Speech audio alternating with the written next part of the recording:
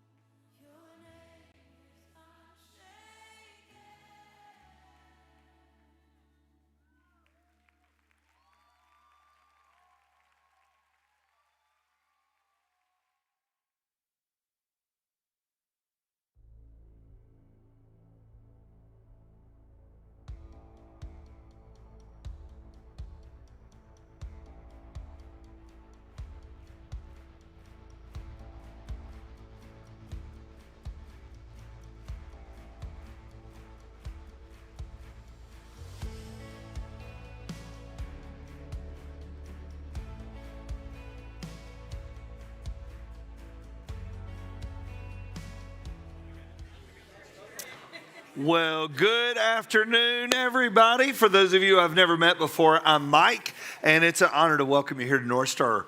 This is a throwback Monday. How many of y'all used to attend Lunch with a Leader when we met in this room? Raise your hand.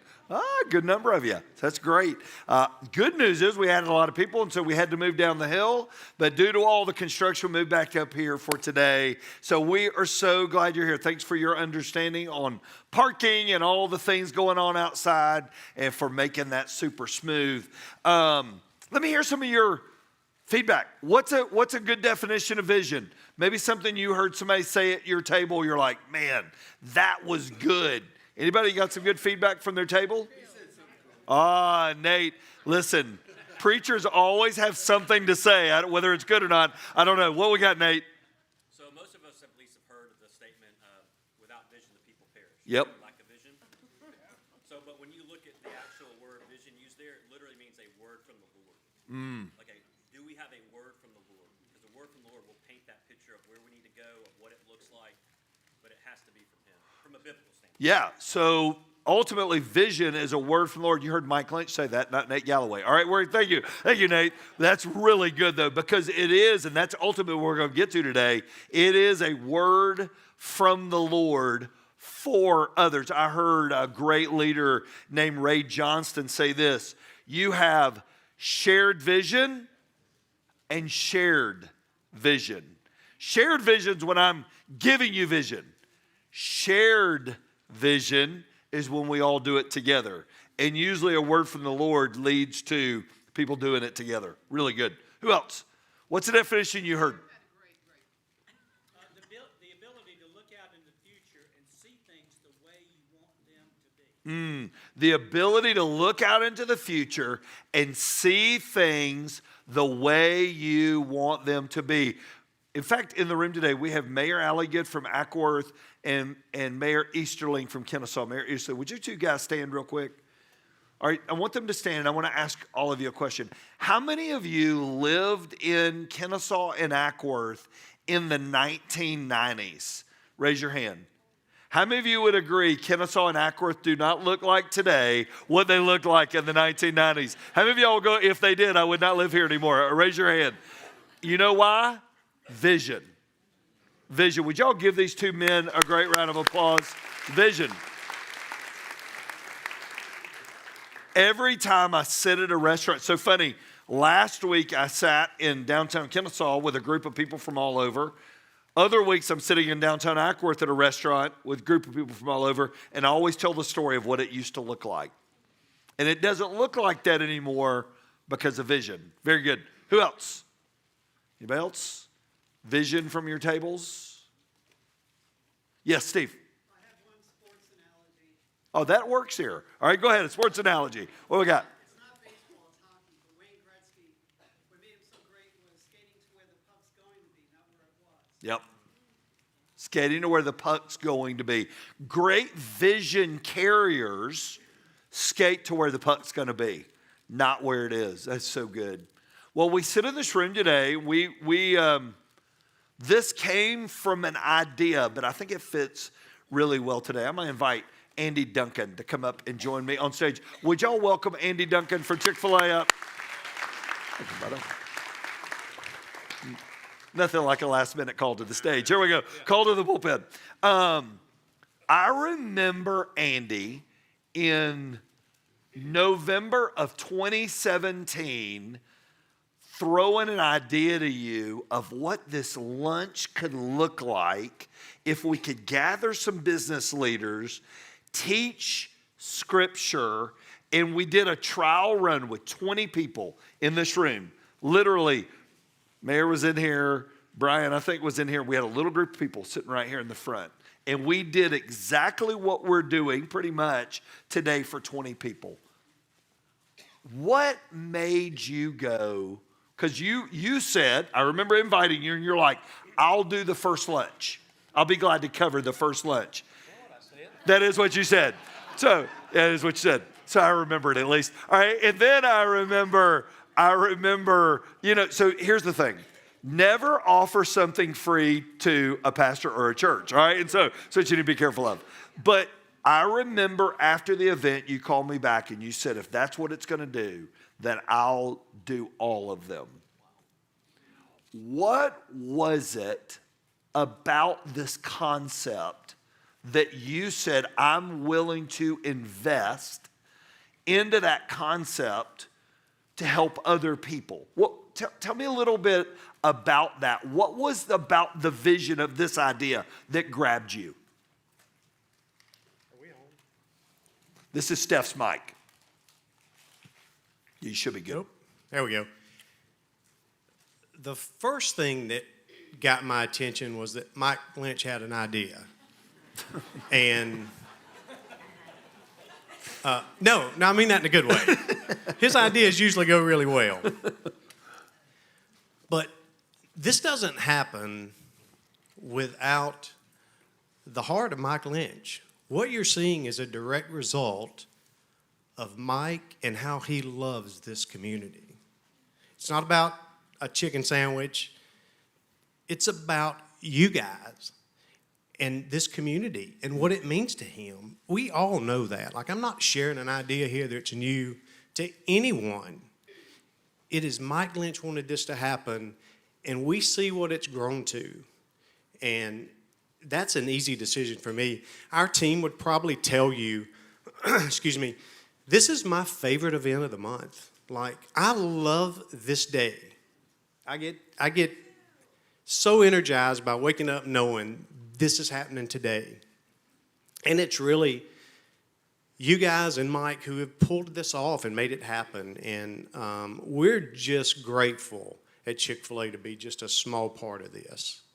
And we will continue to do this. There's no number that's in place that is a cutoff for us. As long as this is going, we're going to be going with it. So Andy said something early. Isn't that good? Andy said something early that we've sort of captured as a mantra. Andy said, you know, if it raises the spiritual temperature of our community and its leaders, it's worth it. Guys, we're close to, and I don't know the exact number, but you're around 8,000 lunches that have been done since the beginning of this. Isn't that amazing? So the reason I ask Andy that today is because it's great to have a vision. And I get lots of ideas, not all of them formulate into things. But when the right people come alongside the vision, then the vision works. Can we agree with that? And if Chick-fil-A wasn't here, could we pull this off? We could. It would just be different. It's a lot better when two groups come together to collaborate. So on behalf of Lunch with a Leader, and you represent thousands of people, would you thank Andy and his amazing team for the great work they do? Thank you. You're the best. I love you, buddy. So in the middle of your tables today is a sheet. This will be our guide as we work along today. The life of Joseph. There's pins there. I think they may even have a QR code they'll throw up that if you want to take notes on your phone today, you can do that if you're watching online, and that's the easiest thing for you. You can do that. So let's talk about Joseph. Joseph has gone from a dreamer, telling his brothers, being thrown in a pit. After he's in the pit for a little while, he gets bought out by some traders. He goes to Potiphar's house. He becomes in charge of all of Potiphar's stuff, who's like a big dog in the community. Potiphar's wife makes an accusation that wasn't true. Time out real quick. Have any of y'all ever had somebody say something about you that wasn't true? Raise your hand if that's true. All right, it's part of leadership, right? I remember going through a real tough season here, and let's speak to that. And a guy told me this. He said, it's an old Abraham Lincoln quote. Your friends already believe you, and your enemies never will. That was where Joseph was. His friends believed him, his enemies weren't, and he made some enemies, and then he goes to prison, right? While he's in prison, he is in charge of everything. Why? Because God was with Joseph, and everything he did prospered, and everything turned to gold, and he began to interpret dreams. Then he was forgotten, and then finally he was remembered, and he was restored, and he's become second in command. Last month, we found a leader's forgiveness. We found Joseph forgiving his brothers who started this mess. They started the whole thing by selling him off. And now we find Joseph at the end of his life. It's amazing the clarity that comes at the end. You're not caught up in all the other stuff. You've zeroed in on what matters. Life's all about figuring out what counts. I heard, how many leaders in here are under 50? Raise your hand if you're under 50. Okay, it's a good number of you guys. Under 50. I heard a great leader say this. He said, you don't find your stride as a leader till you're in your 50s. I 100% agree with that. And I think with that comes clarity. You figure out what matters and what doesn't. And so Bob Beal, a great leader, wrote a book called Leadership by the Decade. He said your greatest years of leadership will be in your 60s, your second will be in your 70s, and your third will be in your 50s. Because there's the clarity. Joseph has great, maybe I like those stats because I'm getting old. But anyways, so Joseph now has great clarity. And he's beginning to pass on vision to those coming behind him. Here we go, Genesis chapter 50. This is solid. And then we're going to have a great interview today. So Joseph and his brothers and their families continued to live in Egypt. All right, remember, that's not their home. That's just where Joseph found himself. And Joseph lived to the age of 110. He lived to see 3 generations of his descendants from his son Ephraim, and he lived to see the birth of Manasseh's son Machir, who he claimed of his own. Soon I will die, Joseph told his brothers, but God's will surely come to help you and lead you out of this land of Egypt. He will bring you back to the land he solemnly promised to Abraham, to Isaac, and to Jacob. We know that in the Old Testament, for any of us in this room, right? That in the Old Testament is known as the what land? The promised land, right? That God had promised his people. Then Joseph made the sons of Israel swear an oath. When God comes to help you and lead you back, you must take my bones with you. So Joseph died at the age of 110. The Egyptians embalmed him, and his body was placed in a coffin in Egypt. But Joseph knew Egypt was somewhere he visited, but Egypt was never his home. He wanted to go back home. Remember, his goal in life was not to ascend to Egypt. Egypt's where he got sold to. But he wanted his bones to go back home. We learned some lessons from Joseph. Ready? Lesson number 1. 4 characteristics of a God-given vision. A God-given vision will outlast me. Joseph knows he's at the end of his days. The vision now he's placing before his brothers, soon I will die, but God will. So here's the word I want you to write down, and we're going to unpack it here for a second. It's the word legacy. It's legacy. Joseph is leaving a legacy vision to the group coming behind him. Soon I will die, but God will. So what is legacy? I want you to write this down. This is from Sam Chand, probably one of my favorite leaders. Legacy is not what you leave behind. Legacy is who you leave behind. Joseph's vision was greater than things. Joseph is living something bigger. Now, the interesting part about this is Joseph's had a rough story. The last thing he should do if he's telling his brothers anything. But yet he understands that the line of Joseph is going to continue. And legacy is about people, not about things. So why is it easier to craft a statement than to live a life that fulfills a legacy? That makes sense?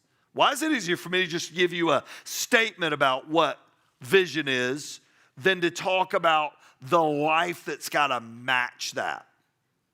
Why is the life that's got to match it harder than a statement? Somebody raise your hand, throw it out. Why is it harder?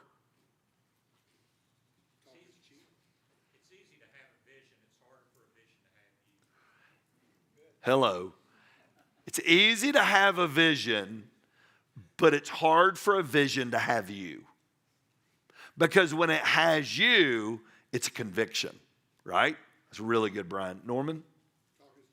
Talk is cheap. David had a vision. Joseph has a vision. He's got a vision of what can be. And I love this quote by Nelson Henderson. Success is succession. True leadership is planting trees under whose shade you do not expect to sit. So it's so funny. We are in the middle of a building process down the hill. And we say process because it is a process. And all of that began with that quote. We shared that quote at all our dinners because there are people that are going to invest lots of money in that building and they'll never enjoy it. Generations of people that'll come behind will, but they may not. They may pass there, but their grandkids may grow up there, right? That's legacy. That is leaving something behind in people. Number two, a God-given vision will anchor me. A God-given vision will anchor me. It will solidify me. It will drill me down. A God-given vision always takes something and has roots to it. He swore, and we're going to talk about this. This is big. He swore to Abraham, Isaac, and to Jacob. All right, let's talk about this. Why was that such a big deal? I'm going to treat y'all like a big small group. Why was that such a big deal that he swore to Abraham, Isaac, and Jacob? And there may be a couple answers come out before we get to the exact right answer, but I think we process it good this way. Why was it such a big deal he swore to those three? Somebody unpack what that meant. Accountability. What else? That's who God promised. Steve Roach, why was it such a big deal that he swore to Abraham, Isaac, and Jacob?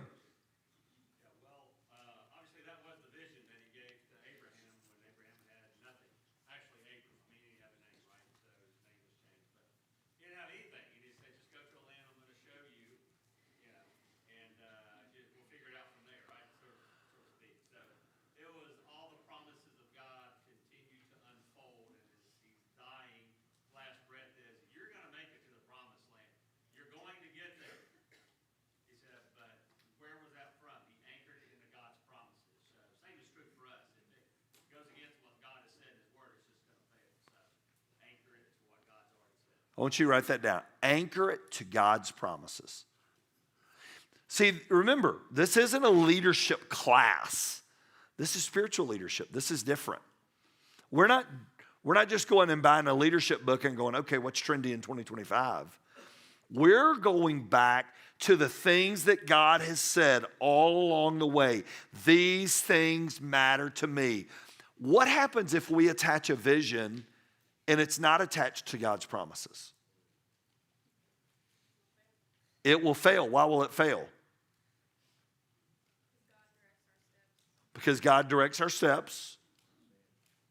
What else? It won't stand. Oh, yep. What else? It's not about us. It's not about us.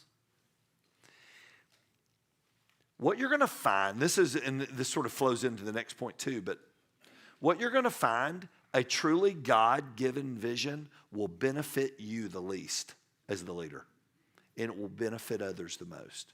In fact, I would tell you as a leader, it will cause you to have to work harder. It will cause you to have to sacrifice. It will cost you more. Andy's a perfect example. It's great to go, man, I think Lunch with the Leader is a great idea, and I think you ought to do that every month.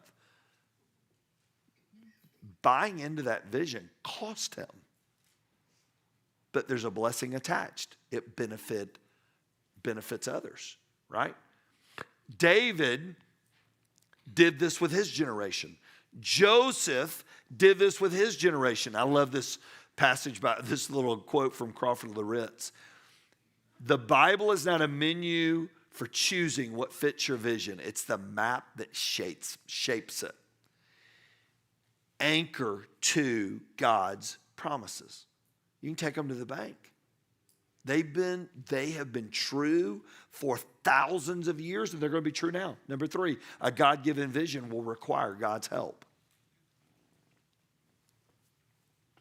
Meaning this, you can't do it by yourself. If you can do it, it's not vision, it's work.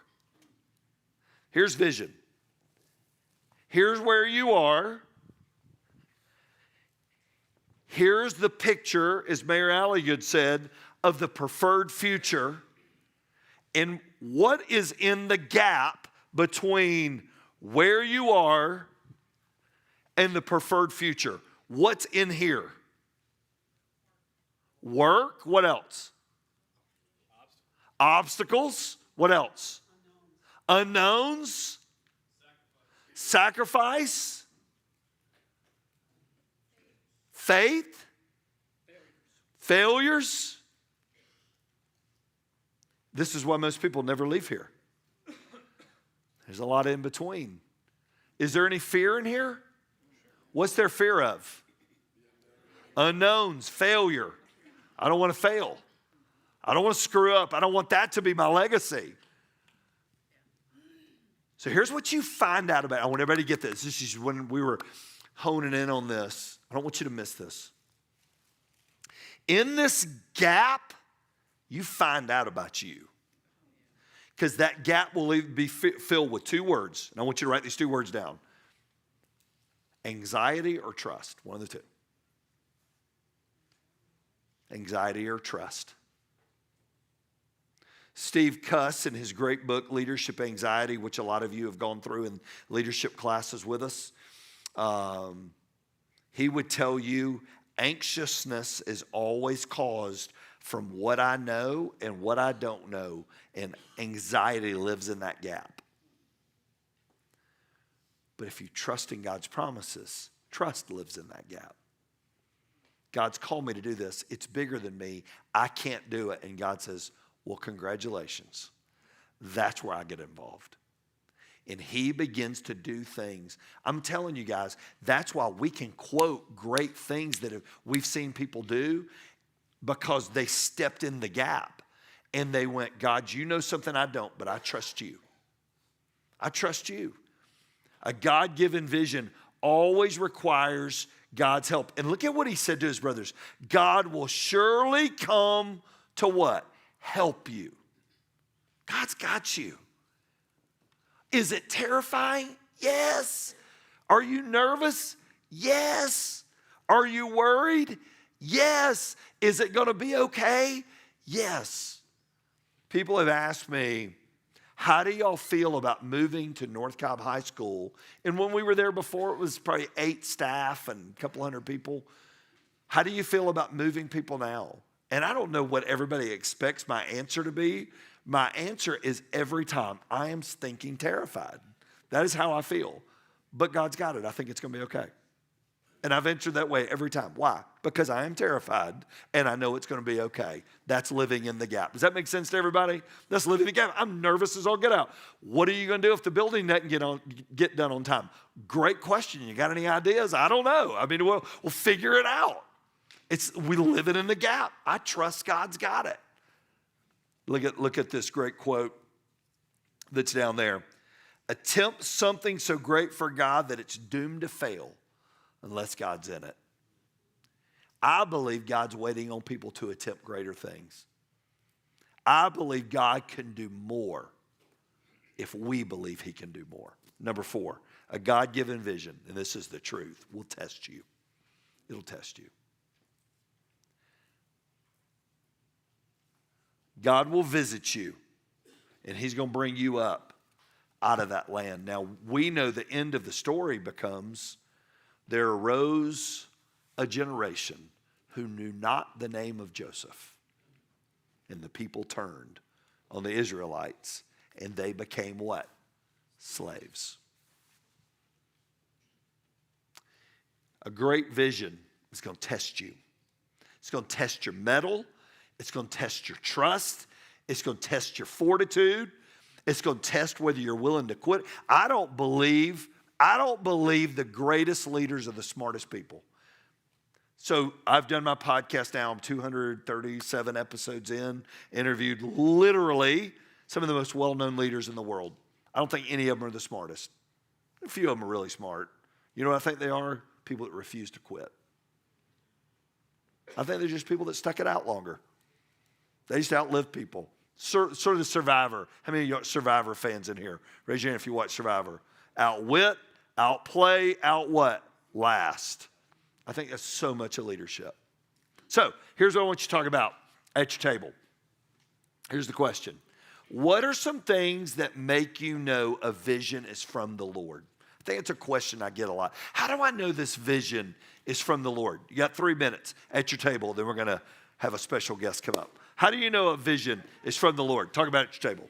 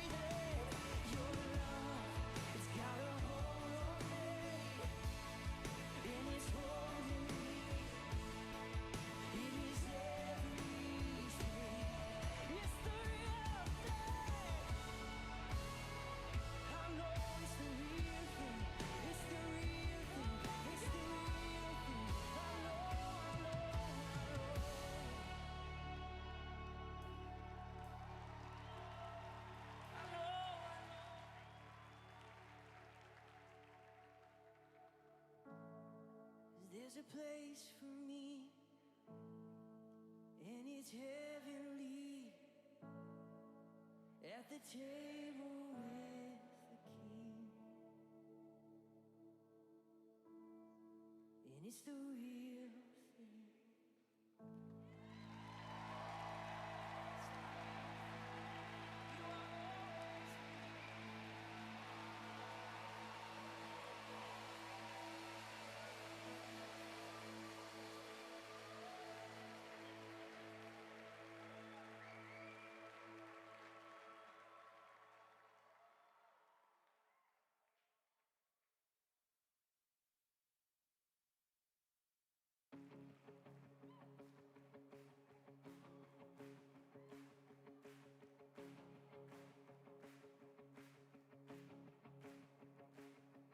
I raise a hallelujah in the presence of my enemies. I raise a hallelujah. Right. So, today we get the gift of having our resident friend and expert in leadership who's been on the road all spring. Would y'all welcome back Kevin Scott today? So glad to have Kevin back in the room today. Vision is one of your things that fuels your soul. Why, as a leader, do you love vision so much? Because I think it's one of the things I've known about you through the years, and I tell people, Kevin can cast and see things, cast vision and see things most other people don't see. Why has vision so captured you, Kevin, through the years? Well, I loved what Nate was saying earlier about that. Without vision, people perish, and that's what'd you say? It's a word from the Lord.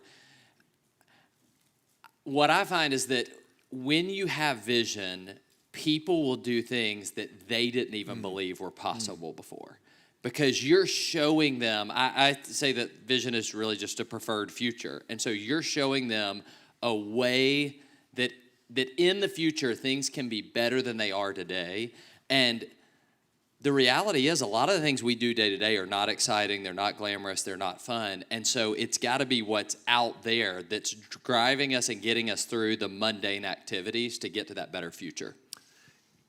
I'm glad you said that. So I was on a call the other day with a guy, he's in his 70s now, and he was telling me and another young leader in this room on a Zoom call, he said, to get where you want to go, you're going to have to do a lot of mundane, unnecessary, you think, not very non-glamorous things.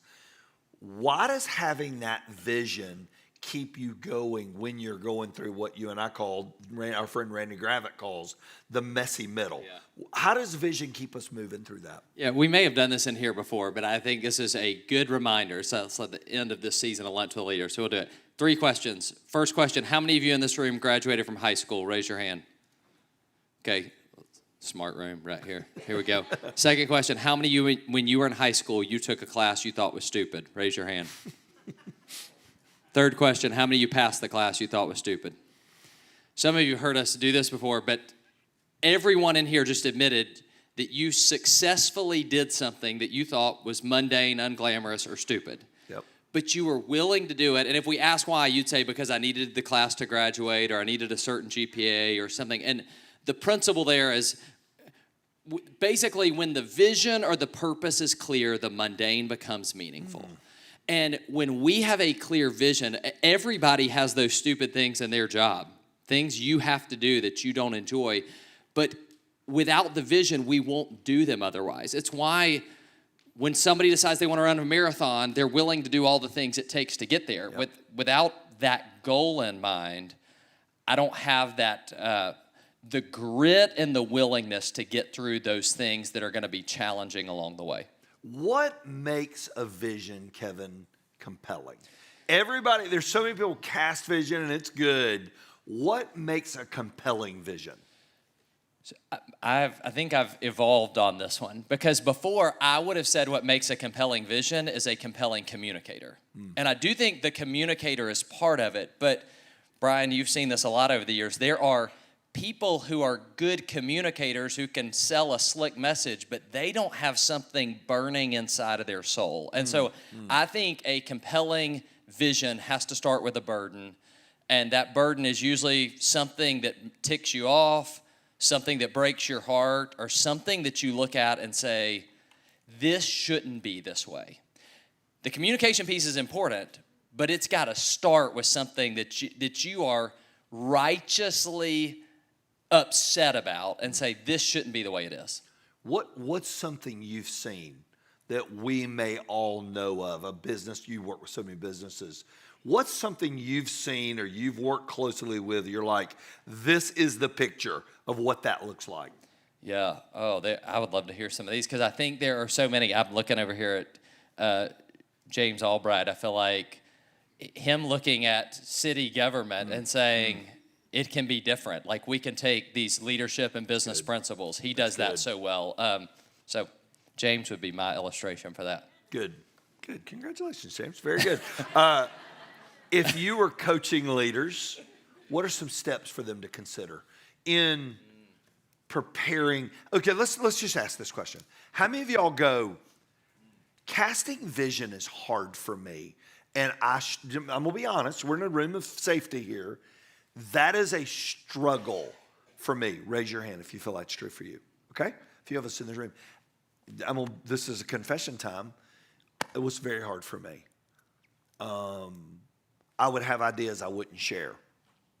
I would have my thoughts are the same now as they were before, but I didn't tell anybody. And I was in a position I could have done something with them. And there were lots of reasons I didn't. I would have told you 15 years ago, I don't cast vision well. It's not one of my strengths, and I don't still think it's not a strength. And there were a lot of reasons for that. What would you tell me, Kevin, 15 years ago, or some of the friends that we have in the room that go, man, I want to do better at that? What are some lessons you've learned working with leaders? Yeah. So 2 things that I think are essential to communicate. It's got to be both captivating and concrete. So captivating, we talked about the communication is not all of it, but it is a lot of it. You've got to be able to communicate effectively. Ronald Reagan, when he would inspire the country, he would say, America is too great for small dreams. He points us to something that is aspirational. So that's the captivating part. But the concrete part is it's tangible. So John F. Kennedy didn't say, we're going to beat Russia in the space race. He says, we're going to put a man on the moon. When Bill Gates was selling the vision for Microsoft, this was at a time, this was unfathomable. He said, we've got to envision a computer on every desk. And so it's a way that we can get a crystal clear picture in our mind to see what it looks like. By the way, I think you're very good at it. And I thought when North Star, as you guys were doing this building program, it was the right balance of both. With either, a lot of us in here, when I say captivating and concrete, most of us in here are good at one of the two. And so we've got to lean into the other. Some of us, we're really good at selling this big vision, but people don't believe us that we're going to be able to make it happen. And others of us are so good at concrete and tactical that we forget to tell them what it's going to feel like when we get there. That's really good. That's really good. So let's sit on that for a second. You threw out James. This is a perfect example. City government, right? City government is a secular community organization. How do you cast vision and keep God's purposes and plan intact when it has nothing to do with church? It has nothing to do with the Bible. It has nothing to do with, how do you, because most everybody in this room worked, and I don't think there's a sacred secular. I think we're all doing sacred work in various places, right? We happen to do it within the church walls. You happen to do it within the walls of city government, schools, business, whatever it is. How do you, though, in a world, I don't get pushback when I add God stuff in it because I'm at a church. How do you do that within an organization that's probably not the norm? What would you say?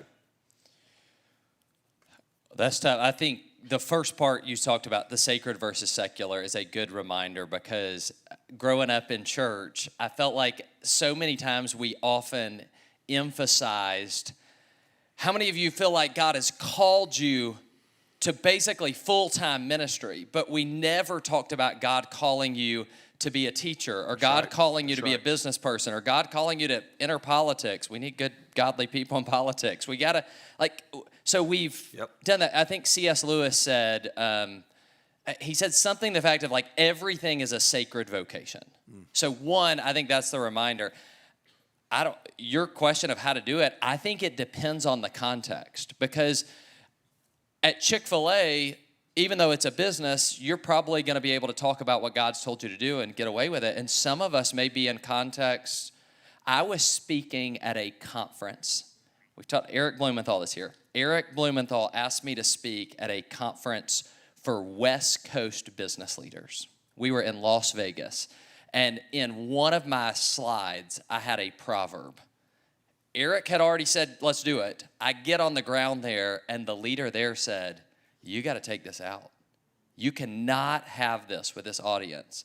And I had to figure out, how do I still communicate the same heart of the message in a context where I am not going to disqualify any of my credibility just by doing something that they didn't expect. So sometimes you can still believe it without saying it. That's good. And I think it's the foundational piece, right? It's the heart. So James, I'm gonna throw this to you, and I know you don't like being asked stuff on the spot because you hadn't had a chance to process it yet. But how do you choose to lead in city government with the heart of Jesus behind what you do daily? What would you say?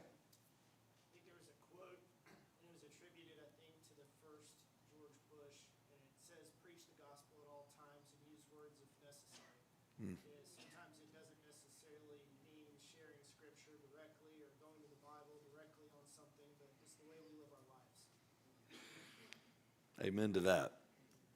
Just one other thing. We were sitting here, Brandon and I were talking. Brandon's roofing business, 3 owners, and we talked about the fact, I said, which one of you is more the vision? And hopefully I'm okay to say this. You said you, and I said, I bet there's somebody who's good at operations, another one of the owners, and somebody who's good at finances. And I think one of the key things in organizations is to be able to respect the people with the other strengths. And I would say this for some of I think visionaries, we tend to appreciate some of the operation stuff because we understand that's got to happen, or the financial stuff.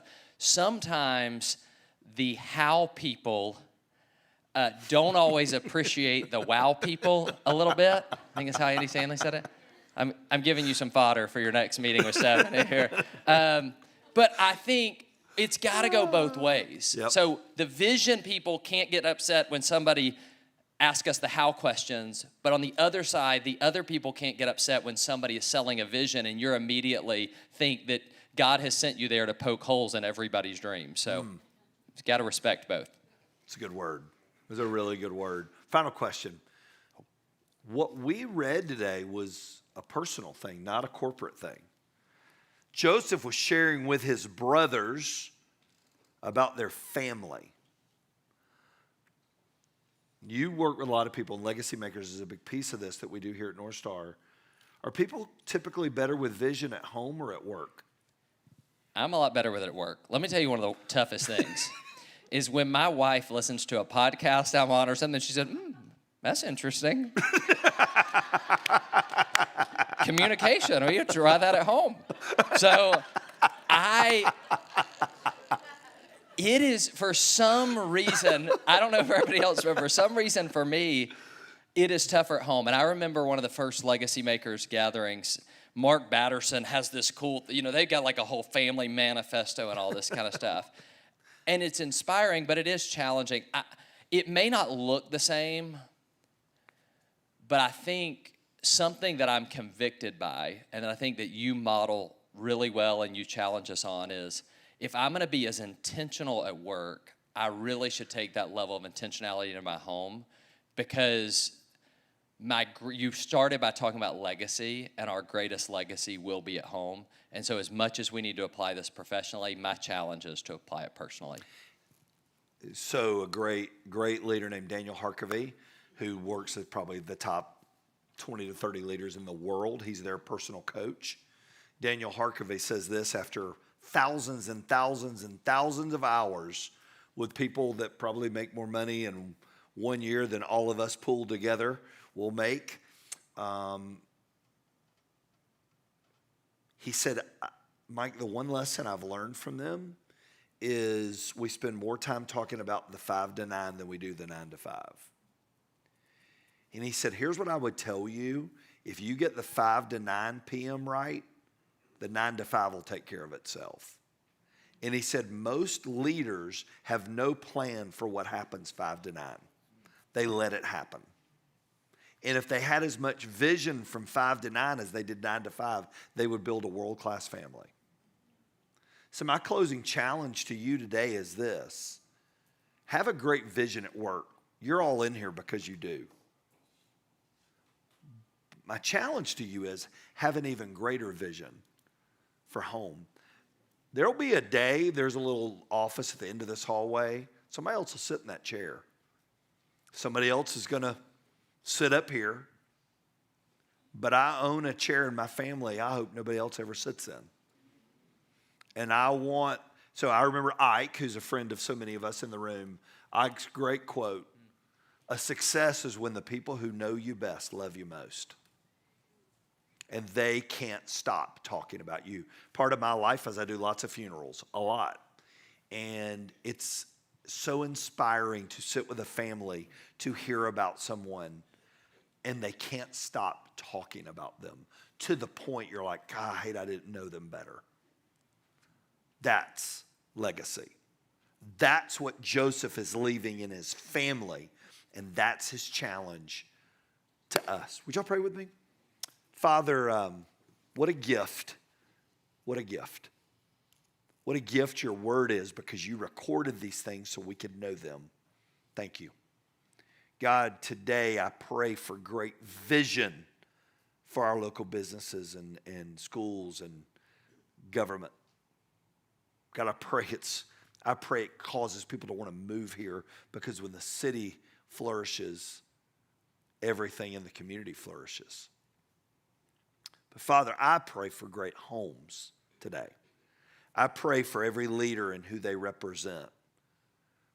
God, I pray that great vision is cast for who we can be as a family, and who we can be as a couple, and who we can be in the 5 to 9.